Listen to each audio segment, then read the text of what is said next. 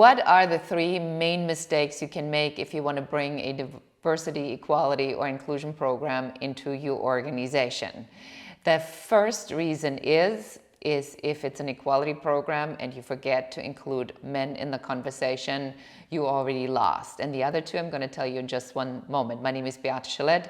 I'm the founder of the Women's Code, also known as the Growth Architect, and I support organizations as a consultant, as a coach, as a trainer to bring balanced leadership training into their organizations and help them to make workplaces more humanized and more balanced. So as I said, the number one reason is when you bring a program that looks like it might be specifically to support women, and you don't include the men and you don't explain the benefit to men, it is doomed to fail.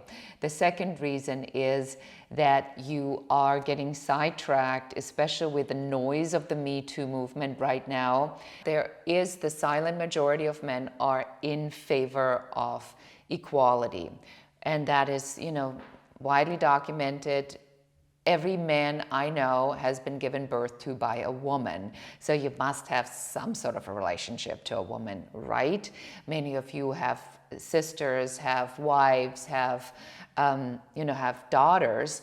And so you understand the importance of equality. It's just when you go to work, for some reason, there's like a big disconnect. It's like what's happening at home and what's happening at work.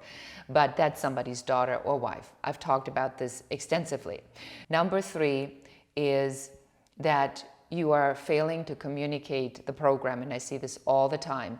So when you're bringing a program into your organization, or whether that's a D&I, diversity and inclusion program, an equality program, a women's leadership development, you have to communicate this in a benefit-driven language, not just to the women, but you have to communicate this to everybody. People buy into that which they have ownership in.